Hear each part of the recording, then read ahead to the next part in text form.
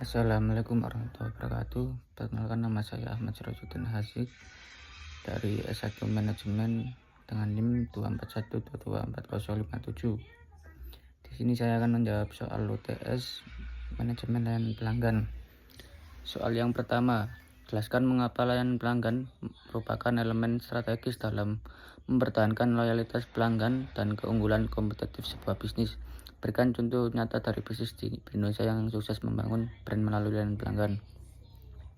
Karena menciptakan kepuasan dan loyalitas pelanggan yang pada gilirannya meningkatkan retensi pelanggan, mengurangi biaya akuisisi, dan memperkuat keunggulan kompetitif bisnis.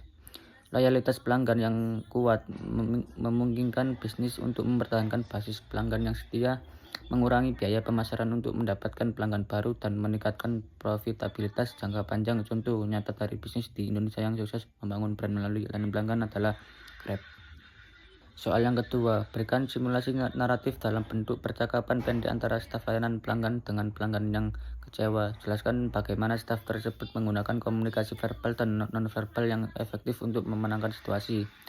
Dalam simulasi ini, staf layanan pelanggan menggunakan komunikasi verbal dan nonverbal untuk memenangkan pelanggan yang kecewa dengan tetap fokus pada masalah. Staf menggunakan nada bicara yang tenang, empati, dan bahasa yang sederhana untuk menyampaikan solusi. Selain itu, mereka juga menjaga kontak mata dan ekspresi wajah yang ramah untuk menciptakan suasana yang nyaman.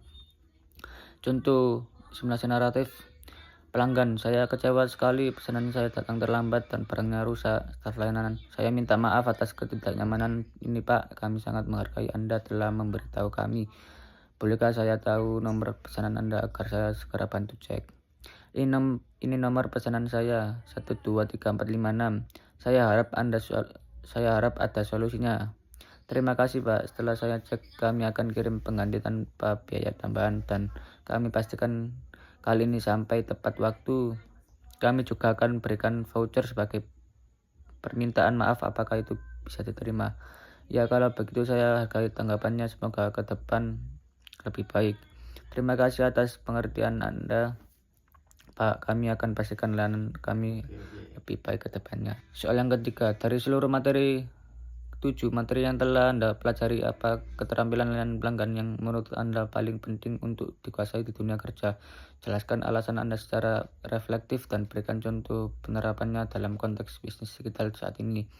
Menurut saya, dari seluruh 7 materi yang telah dipelajari, keterampilan komunikasi efektif adalah yang paling penting untuk dikuasai di dunia kerja, terutama dalam layanan pelanggan.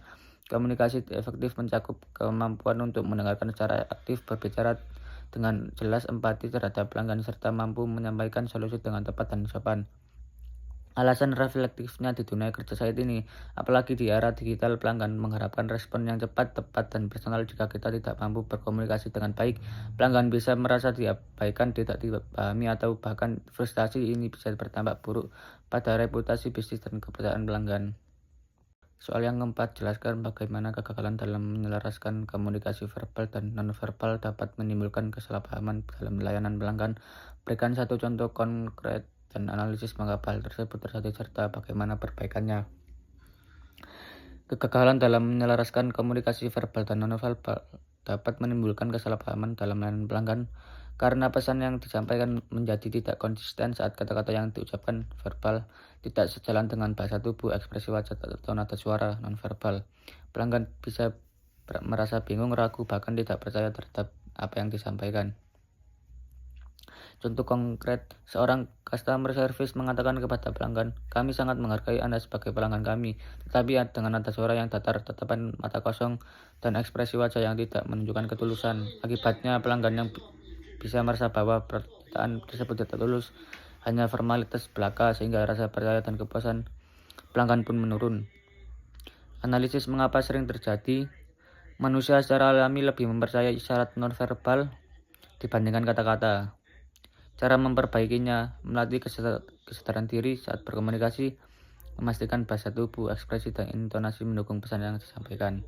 Yang kelima, Anda menghadapi pelanggan yang menunjukkan kombinasi perilaku deteksif dan ekspresif. Bagaimana strategi layanan pelanggan yang harus Anda gunakan untuk menghadapi pelanggan dengan tipe gabungan seperti ini? Tunjukkan langkah komunikasi dan pendekatan layanan secara logis. Jika menghadapi pelanggan dengan kombinasi perilaku detektif, tegas, cepat mengambil keputusan, dan ekspresif, emosional, dan suka berbagi ide dan perasaan, strategi lain yang harus digunakan adalah respon cepat, penuh energi, dan tetap fokus pada hasil sambil membangun hubungan emosional yang hangat. Strategi layanan: tanggapi dengan cepat, mereka tidak suka menunggu, berikan opsi dan kontrol. Detektif ingin merasa punya kendali atas keputusan, bangun hubungan emosional, ekspresif, menghargai interaksi yang bersahabat dan personal. Langkah komunikasi dan pendekatan layanan: menyapa dengan ramah dan penuh semangat. Contoh, selamat pagi Pak Bu, senang sekali bisa membantu Anda hari ini. Cepat memahami kebutuhan, dengarkan dengan aktif, dan ajukan pertanyaan yang langsung ke inti seperti apa yang menjadi prioritas utama Anda hari ini supaya kami bisa segera membantu. Sekian, terima kasih dari saya. Assalamualaikum warahmatullahi wabarakatuh.